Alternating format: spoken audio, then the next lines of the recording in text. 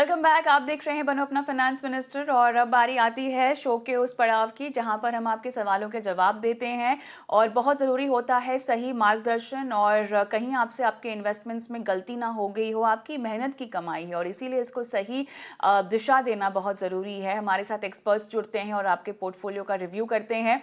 अगर आपको भी कोई सवाल पूछने हैं तो अपने सवाल आप हमें व्हाट्सएप कर सकते हैं जो नंबर पर जो स्क्रीन पर फ्लैश हो रहा है नंबर, और साथ ही अगर यूट्यूब पर देख रहे हैं तो कमेंट बॉक्स पे अपने सवाल डाल सकते हैं। विश्वजीत पराशर हमारे आज के मेहमान हैं जो आपको गाइडेंस देंगे, आपको मार्गदर्शन देंगे और आपको सही निवेश की राह पर लेकर जाएंगे। स्वागत है आपका इस खास कड़ी में। और नया साल शुरू होते ही सवालों का तांता यहाँ पर लग चुका है। नागेश बोराटे साहब का सवाल मैं लेना चाहूँगी सबसे पहले। और इन्होंने बहुत बढ़िया प्लानिंग कर रखी है और काफ़ी लंबी प्लानिंग भी है इनकी।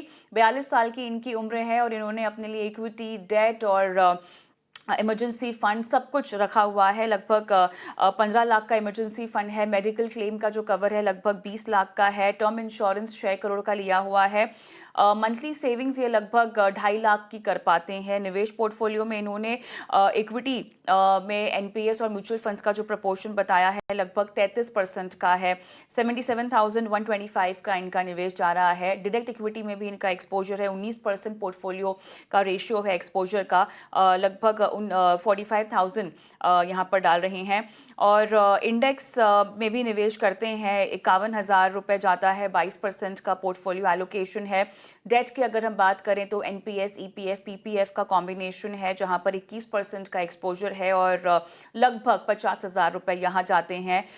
सोने चांदी में भी उन्होंने पैसे लगाए हुए हैं। 4% पोर्टफोलियो एलोकेशन का रेशियो है। 10,000 रुपये टोटल 2,33,000 का इनका पोर्टफोलियो का अमाउंट आ रहा है निवेश का। अब इन्होंने अपने लिए कुछ लॉन्ग टर्म गोल्स रखे हुए हैं। रिटायरमेंट का लक्ष्य सबसे पहले है जहां पर 5 करोड़ चाहिए 8 साल के बाद। बेटी की ग्रेजुएशन, पोस्ट ग्रेजुएशन और शादी का भी लक्ष्य बनाकर रखा हुआ है। ग्रेजुएशन 7 साल में लगभग 40 लाख, पोस्ट ग्रेजुएशन में 10 साल के बाद 50 लाख और बेटी की शादी के लिए 13 साल के बाद लगभग 30 लाख चाहिए। कोर पोर्टफोलियो में इन्होंने एनपीएस 75% रखा हुआ है। लार्ज कैप जाता है यहाँ पर पूरा इनका एक्सपोजर निवेश के लिहाज से अगर देखा जाए। तो इनके पास एक ब्लू चिप फंड भी है आईसीआईसीआई प्रू का। पराग पारेख का फ्लेक्सी कैप भी है। मिड कैप में इनके पास एचडीएफसी मिड कैप का अपॉर्चुनिटीज फंड है। डेट में PPF, NPS, EPF, gold silver में अगर देखा जाए तो निप्पॉन इंडिया का gold and silver fund of fund और ईटीएफ इनके पास है। इंडेक्स में इनके पास एचडीएफसी इंडेक्स निफ्टी 50 है और साथ ही निप्पॉन इंडिया जूनियर 20 भी इनके पास है। Motilal Oswal Nifty mid cap का इंडेक्स भी इन्होंने रखा हुआ है।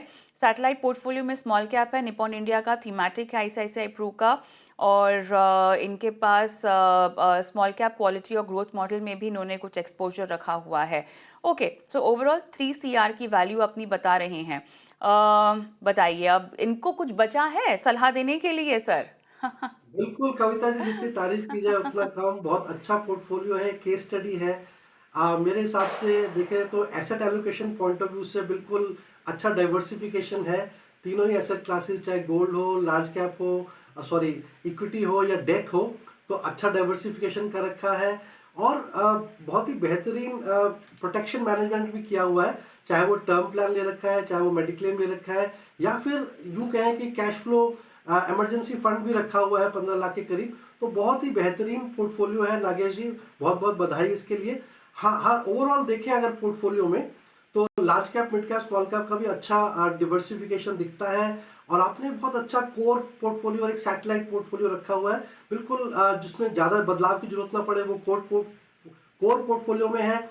और सैटेलाइट पोर्टफोलियो में थोड़े रिस्की फंड्स रखे हुए हैं जहाँ पे आप टैक्टिकल कॉल्स ले रहे हैं स्मॉल कैप में, स्मॉल कैप्स में, और थोड़े से थीमेटिक टाइप ऑफ फंड्स में ले रहे हैं। तो बहुत अच्छा डाइवर्सिफिकेशन है। अगर मैं आपके सिर्फ गोल्स की बात करूं तो आपकी बेटी के आपने 3-4 गोल्स डिफाइन किए हुए हैं, जिसमें सबसे पहले आपने 50 लाख का गोल रखा हुआ है हायर एजुकेशन का। तो उसके लिए आपको 23,000 की सिप चाहिए अगर हम 12% का सीजीआर लेके चलते हैं। वहीं पर 30 लाख का गोल आपने मैरिज के लिए रखा हुआ है 13 साल के बाद, 12% का सीजीआर, तो उसके लिए केवल 9,000 की एसआईपी है। तो मुझे कविता जी थोड़ा सा सरप्राइज हुआ कि इन्होंने शादी के लिए थोड़ा कम अमाउंट रखा हुआ है, या तो कोई और प्लान किया हुआ है, क्योंकि ऐसा हो नहीं सकता कि इन्होंने महंगाई को कंसिडर ना किया हो और इतनी छोटी सी अमाउंट रखी हो शादी के लिए। तो कुछ और सोच होगी जो यहाँ पे शायद नजर नहीं आ रही है। अब हालांकि उसके लिए 9,000 की एसआईपी पर्याप्त है जो गोल इन्होंने रखा है, और एक एजुकेशन के लिए रखा है 7 साल के बाद, तो वो मेरे ख्याल में 32,000 की एसआईपी। तो तीनों गोल्स को अगर हम ऐड भी कर दें तो करीब करीब 64,000 रुपये की एसआईपी आपको चाहिए अपनी डॉटर के सारे गोल्स को अचीव करने के लिए। अब आते हैं आपके जो मेन गोल है रिटायरमेंट, जहां पे आप 5 करोड़ का गोल अचीव करना चाहते हैं। तो आपके पास 3 करोड़ का कॉर्पस ऑलरेडी है। अगर ये 3 करोड़ निवेशित रहा 7 वर्ष तक, तो ये खुद अपने आप में 6 करोड़ 63 लाख बन जाएगा। तो आपका गोल तो आराम से अचीव है, लेकिन अभी भी एसआईपी बाकी है। करीब करीब 1,70,000 की एसआईपी आपने जो बेटी के गोल्स को निकालने के बाद बचती है, अगर उसको भी आप कंटिन्यू करते हैं, केवल 7 साल ही कंटिन्यू करते हैं, तो यहाँ पे भी करीब करीब 2 करोड़ रुपए बनते नजर आ रहे हैं। तो टोटल अगर हम जोड़ें तो कविता जी 9 करोड़ तक का अमाउंट ये अचीव कर सकते हैं 7 साल के बाद अपने रिटायरमेंट के लिए। अब आते हैं फंड्स के सिलेक्शन पे। तो फंड्स आपने बहुत बेहतरीन चुने हुए हैं, काफी अच्छे फंड्स हैं, टॉप क्वार्टाइल फंड्स हैं, कंसिस्टेंट परफॉर्मर हैं। जो कोर पोर्टफोलियो में वो तो बिल्कुल अच्छे हैं, चाहे वो एचडीएफसी मिड कैप है या आईसीआईसीआई प्रूडेंशियल लार्ज कैप है, ये सारे ही अच्छे फंड्स हैं, तो उसमें बिल्कुल निवेशित रहे। थोड़ा सा आपने एक सवाल भी पूछा है कि आपने ICICI US blue chip fund से निकलकर आईसीआईसीआई प्रूडेंशियल के थीमेटिक फंड ऑफ फंड में स्विच किया है, तो क्या वो सही है? जी हाँ, बिल्कुल सही है मेरे हिसाब से, क्योंकि यूएस का जो वैल्यूएशन अगर देखें इक्विटी मार्केट का, तो काफी हाई नजर आता है, मेरे ख्याल में काफी रिस्कियर हो गया है अभी इस समय। तो आपने अगर वहां से स्विच कर लिया है, और थीमेटिक फंड ऑफ फंड एक बहुत अच्छी कैटेगरी है जहां पे फंड मैनेजर डिसाइड करता है कि कौन सी थीम उनको अच्छी लगती है, ये कौन सा सेक्टर उनको अच्छा लगता है जहां अच्छे रिटर्न्स बन सकते हैं, तो वो मेरे ख्याल में एक अच्छा बदलाव है। दूसरा एक सवाल आपने और पूछा है कि आप स्मॉल केसेस से निकलकर एक मिरई के multi factor fund of fund में जाना चाहते हैं। तो नागेश जी, मेरा जवाब यह है कि ये फंड अभी काफी नया है, 3-4 महीने की ही परफॉर्मेंस अभी देखने को नजर आ रही है। तो मेरे हिसाब से थोड़ा सा आप अब यहाँ पे वेट कर सकते हैं, थोड़ा परफॉर्मेंस देखिए। फंड की स्ट्रैटेजी अच्छी है, हालांकि ये एक थीमेटिक फंड है, डिफरेंट एएमसी के फंड्स में भी, ईटीएफ्स में भी ये निवेश करता है। तो मेरे हिसाब से एक बड़ी यूनिक स्ट्रैटेजी है, आप इस पर जरूर नजर रखें, लेकिन कुछ समय के लिए वेट करें कि इसकी परफॉर्मेंस कैसी नजर आती है, उसके बाद ही डिसीजन लें। तो कविता जी, ओवरऑल बहुत अच्छा फाइनेंशियल प्लान, बहुत अच्छा केस स्टडी, काफी diversification, different AMCs across large cap, mid cap, small cap, across asset classes, तो बहुत अच्छा पोर्टफोलियो है नागेश जी, बिल्कुल निवेशित रहे। हालांकि मुझे ऐसा लगता है कि आपने गोल्ड में केवल 4% का एलोकेशन रखा है, और आपको 1 साल का परफॉर्मेंस थोड़ा ऐसा लग रहा होगा, फोमो हो रहा होगा कि शायद थोड़ा और ज्यादा होता तो अच्छे रिटर्न बनते। हालांकि मेरे हिसाब से गोल्ड और सिल्वर में भी आप करीब करीब 10% तक अपना एलोकेशन इंक्रीज कर सकते हैं, चाहे वो मार्केट हाई है या स्लो है, क्योंकि ये लॉन्ग टर्म के लिए, यहाँ से आप पैसा इतनी जल्दी निकालते नहीं है। तो बहुत अच्छा, बहुत बहुत बधाई नागेश जी। थोड़ा सा ये चेंजेस जो मैंने बताए इसको जरूर नजर रखें। ऑलराइट, चलिए, तो यहाँ पर थोड़ा एलोकेशन बढ़ाने की ज़रूरत है सोने चांदी में, और उसके अलावा आपको थोड़ा सा अपने पोर्टफोलियो को, अगर आपके पास और कोई इन्वेस्टमेंट है जिसकी जानकारी हमारे पास नहीं है, तब तो आपकी गोल्स को लेकर अलाइनमेंट ठीक है, और जो चेंजेस बताए गए हैं उसके लिए ऑल द बेस्ट। विश्वजीत जी, राजेश का सवाल लेते हैं। 34 साल की इनकी उम्र है और अपने पोर्टफोलियो को रिव्यू करवाना चाहते हैं।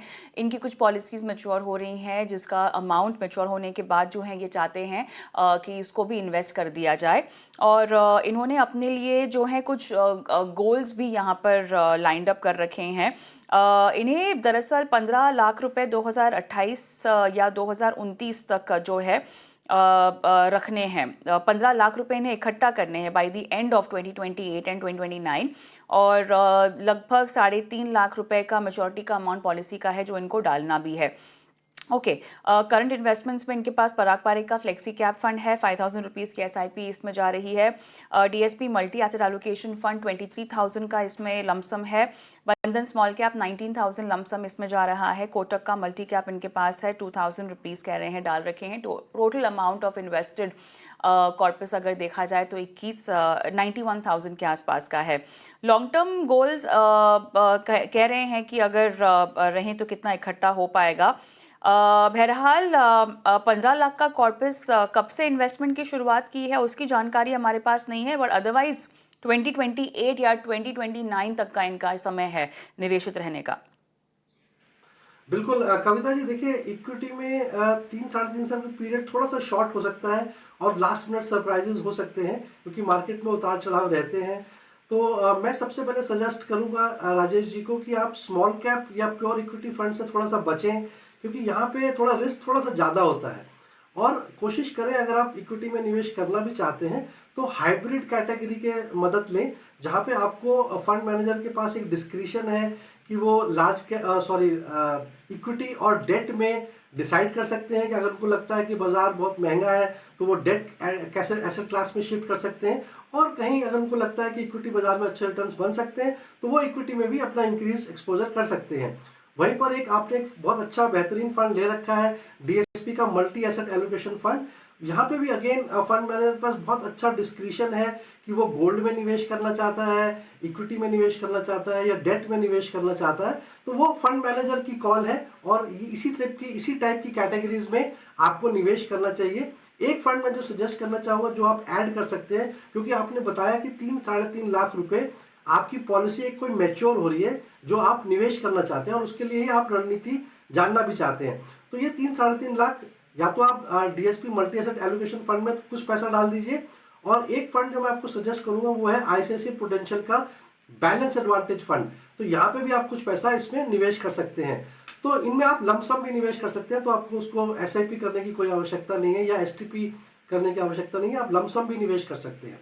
अगर हम आपका पोर्टफोलियो देखें तो जैसा मैंने बोला बंधन स्मॉल कैप में थोड़ा बहुत पैसा है, तो स्मॉल कैप कैटेगरीज में अभी ना जाए क्योंकि हमारी अवधि 3-3.5 साल की है, जहाँ पे थोड़ा रिस्क ज़्यादा उठाना पड़ सकता है, जोखिम थोड़ा सा ज़्यादा हो सकता है। पारंपरिक फ्लेक्सी कैप एक अच्छा फंड है, कंसिस्टेंट परफॉर्मर है, तो यहाँ पे आप एक्सपोजर फिर भी ले सकते हैं। हालांकि ये भी इक्विटी फंड है बट काफ़ी अच्छी परफॉर्मेंस रही है, और यहाँ पे आप एसआईपी के थ्रू जा रहे हैं, 5,000 की एसआईपी कर रहे हैं, तो मेरे ख्याल में आप उसको कंटिन्यू करें अपनी एसआईपी को, ताकि एक अच्छा खासा रिटर्न यहाँ से आपको मिल सके। तो मैंने जो प्लानिंग करी है वो 3 साल के हिसाब से करी है, हालांकि आपने 3.5 साल का समय दिया है। आखिरी के 6 महीने आप कोशिश करें इक्विटी में ना रहें और डेट की तरफ मूव कर जाए, ताकि आपको आखिरी मिनट पे कोई झटका ना लगे। तो पारंपरिक से अगर आप 5,000 की एसआईपी कंटिन्यू करते हैं 3 साल, अगले 3 साल 12% का अगर हम सीएजीआर लेके चले तो करीब 1,02,15,000 रुपए यहाँ बनते नजर आ रहे हैं, और आपके पास अभी 91,000 रुपीज का कॉर्पस है। तो ये अगर निवेशित रहता है तो ये भी 1,27,000 बन जाता है, तो करीब 3.5 लाख रुपए यहाँ से बनते नजर आ रहे हैं। लेकिन आपने जो गोल रखा है वो है 15 लाख रुपए, तो 15 लाख थोड़ा सा शॉर्ट रहेगा अगर आप इसी इन्वेस्टमेंट से कंटिन्यू करें। मेरे हिसाब से आप कम से कम 25,000 की एसआईपी और शुरुआत करें अगले 3 साल में, तो आप अपने गोल के बिल्कुल करीब पहुंच जाएंगे। 25,000 की एसआईपी थोड़ी ज़्यादा लगती है, तो कोशिश करें अगर कोई लमसम आप निवेश कर सकते हैं तभी आप अपने गोल तक पहुंच पाएंगे, जो कि आपने 15 लाख रुपए का रखा है। तो ये थोड़े से बदलाव हाइब्रिड कैटेगरी और प्योर इक्विटी स्मॉल कैप में ना जाएं और अपनी एसआईपी को इंक्रीज करें, इन 3 चीज़ों का ध्यान रखें, आप अपने गोल के करीब पहुंच पाएंगे। ऑलराइट, तो चलिए यहाँ पर अपनी एसआईपी को बढ़ाना बहुत ज़रूरी है, फंड्स में बदलाव भी आपको करने होंगे। अगर ड्यूरेशन अपनी बढ़ा देते हैं तो बहुत बेहतर होगा क्या? बिल्कुल कविता जी, जितनी ज़्यादा ड्यूरेशन लंबी होगी उतना इक्विटी मार्केट के रिटर्न्स भी अच्छे मिलेंगे, वॉलेटिलिटी से भी बच जाएंगे, और पावर ऑफ कंपाउंडिंग का भी आपको काफ़ी लाभ मिलेगा। तो 3.5 साल से अगर 5-6 साल करें तो मेरे ख्याल में काफ़ी कंफर्टेबली अपने गोल के करीब पहुंच पाएंगे। चलिए, तो इन बातों को ध्यान में रखना है और अपने पोर्टफोलियो में उसी के मुताबिक बदलाव करने हैं। इसी के साथ समय मेरा समाप्त हुआ, लेकिन आप जुड़े, आपने दर्शकों का मार्गदर्शन किया, बहुत बहुत धन्यवाद विश्वजीत जी। और मैं भी विदा लेती हूँ। जाते जाते व्हाट्सएप नंबर आपके स्क्रीन पे फ्लैश हो रहा है, अपने सवाल भेजिएगा। इन्वेस्टमेंट, इंश्योरेंस, क्रेडिट कार्ड, किसी भी तरह से आपको अपने इन्वेस्टमेंट्स में या अपनी फाइनेंशियल लाइफ में गाइडेंस की ज़रूरत हो तो हम आपकी सहायता यहाँ पर करेंगे। इस शो के ज़रिए रोज़ाना अपने एक्सपर्ट्स को लेकर आते हैं, लाइव बातचीत होती है। व्हाट्सएप कीजिए अपने सवालों को, चाहे तो यूट्यूब पर भी लाइव देख सकते हैं, कमेंट बॉक्स में भी अपने सवाल डाल सकते हैं। नमस्कार।